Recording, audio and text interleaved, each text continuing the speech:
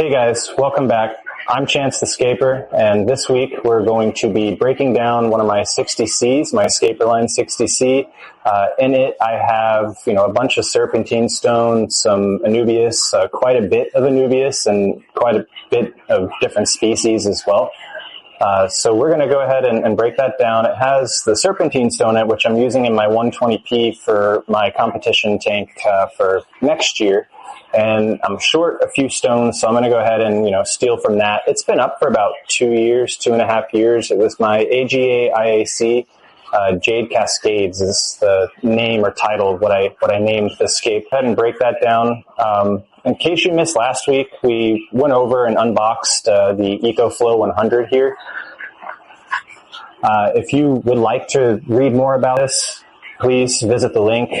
Also, if you haven't seen last week's unboxing video about it, I go over all the features and great stuff that filter has to offer and why it is an IF award-winning filter. So you can watch that video here as well. All right, guys, so this is the ScaperLine 60 here. This is what we're going to be breaking down. It is loaded with Anubias, as you can see here, Bucephalandra, serpentine stone, red cedar driftwood, I guess is what this was called, but I honestly have no clue what type of wood it is. I'm not an arborist. So we're going to tear some stuff out of here. I'm going to take all the Anubias and put it into a 20 tall that I set up. I'm going to use that 20 tall as like a plant treating center. Like I said, this is about a 2.5-year-old tank, so there is some algae in there, even though I've done my best in 2 bi-weekly or weekly water changes twice a week and all that fun stuff. Algae just happens. So I'm going to go ahead and move everything over there. I'm going to load that tank up with a mono shrimp. They're going to do their little shrimp stuff, clean it off, and then I'm going to reuse those plants later on in another scape. I'm really breaking this down today for the serpentine stone. My 120p is all serpentine stone with some ghost wood and a couple pieces of manzanita. And I would like to add some more stone and stuff like that just to build it up in certain areas. So I'm going to accommodate the stones in a new tank rather than in this tank. All right, filters off. I'm going to go ahead and start just pulling plants out. These are all really well rooted in here, so it's going to kind of take some finessing to not destroy them too much.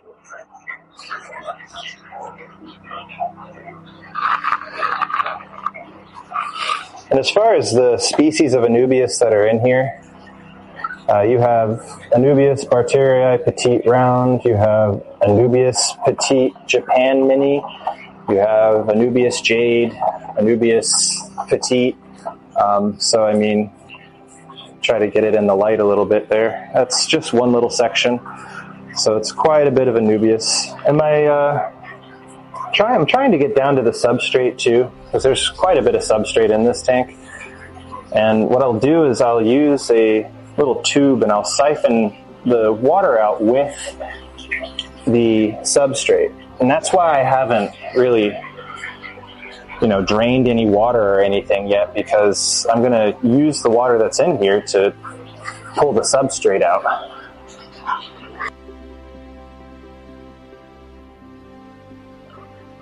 This Bucephalandra that I'm pulling out right now is Bucephalandra Brownii 2010, not the 2011, but this one was distributed widely by Tom Barr.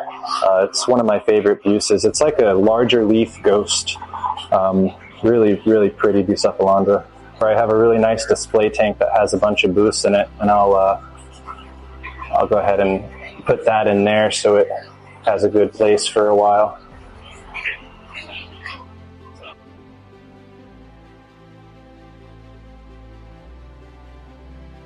I haven't been running gas on this aquarium also for I only ran it for the first 8 months, honestly. Even when I took the competition photo, this was already well into a year of no CO2. So not all my tanks run gas, and you don't have to run gas permanently to have something that is going to grow you nice plants. It's just also about how you set it up and plant care. There was a talk at a AGA, which is the Aquatic Gardeners Association, for those that don't know. If you're not a member, I suggest you, go ahead and join the AGA. There's a nice little link that'll pop up here. The AGA is a great organization that does a lot, you know, in terms of getting awareness out for this hobby, as well as holding events and stuff like that to educate hobbyists and to introduce hobbyists to each other, as well as introduce hobbyists to different methods and techniques, which leads me to how and why I set this tank up the way I did. There is a gentleman named Sudipha Shah. He is not sure exactly, but he's a PhD holding hobbyist who basically documented and proved that, you know, if you do your substrate setup correctly, you can grow some of these more sensitive CO2 demanding plants in a non-CO2 injected setup. So I believe those videos are in the archive, and once you're a member, you can join and watch them. So I definitely would recommend that. There's all sorts of useful information there.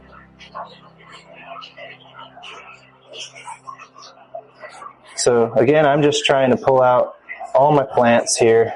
I'm going to put the moss in a separate little container. One, because I would like to separate out all the moss from the Anubias, which is a task in itself. And two, because I want to use this moss, which is coral moss, Richardia pilea, in another tank. So I'm just going to take all of this off of this wood here, and I'm going to put it into a little dip cup to be used later.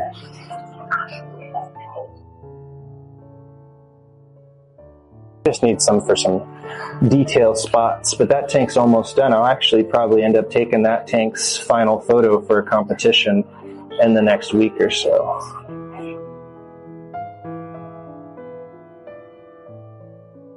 Fern, I'm definitely going to reuse this in another tank. Again, I had it growing without CO2 just fine.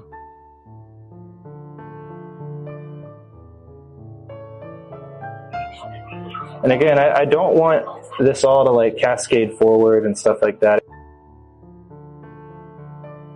So this is just an old Eheim hose that I've had for years, and I plan on using it for more years, but it's a great little siphon hose.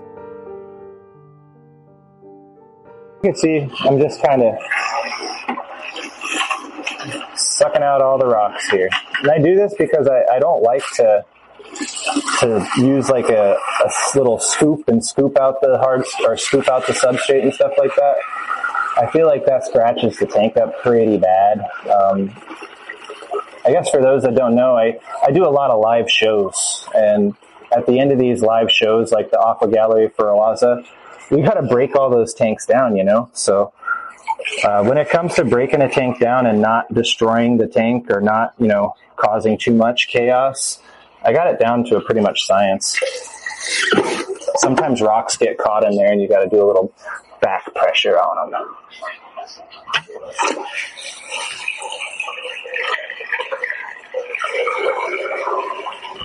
I'm super stoked to be able to use these rocks too in my 120P. Like, if you guys haven't got your hands on some serpentine stone yet, or bar stone, whatever you want to call it, I highly suggest you do. I got some Amano shrimp running around. I forgot that I had them in there. I thought I caught them all.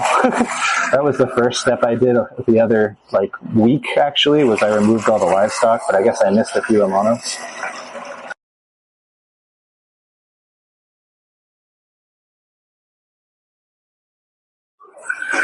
Alright, so that's about all I can suck out without slurping the Amanos down the tube. So I'll try to get those guys out now. They can be the first residents in the new Amano tank.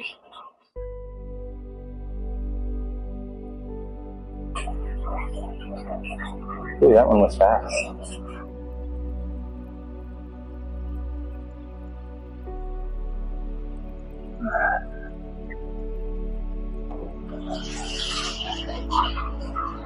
So I'll, after I get some of these rocks out of here up top, I'm going to refill it back up with water.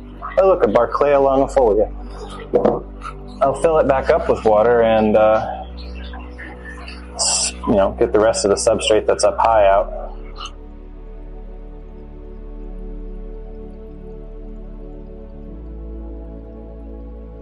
So what I'll start doing, when I break down some other tanks, what I'll start doing is plants that are in these tanks that we're going to break down together or whatever. Or if I break down something in the future, which I will, I'll just put them up for grabs here, and you guys can duke it out for them or something. We'll figure out some way for you guys to be able to claim them.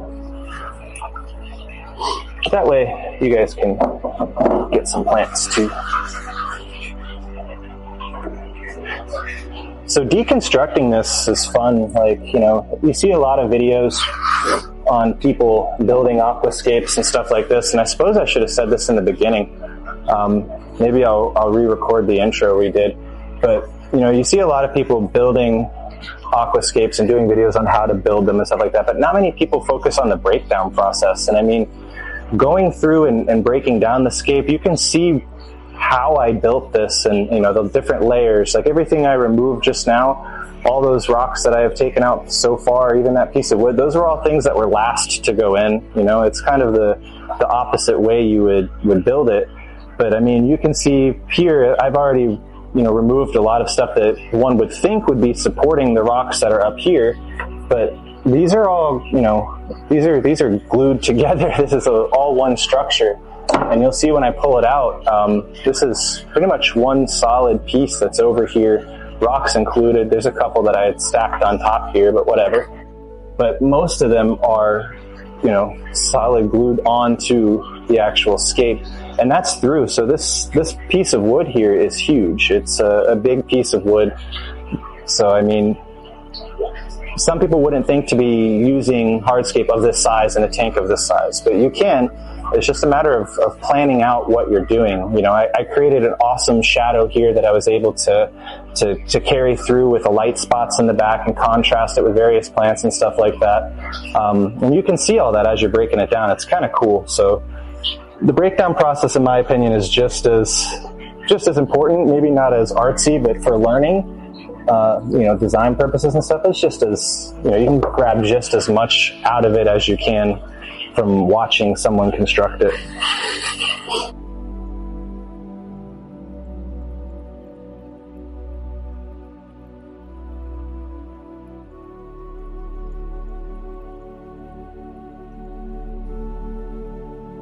I would really like to get that shrimp out before I make a cloudy mess too.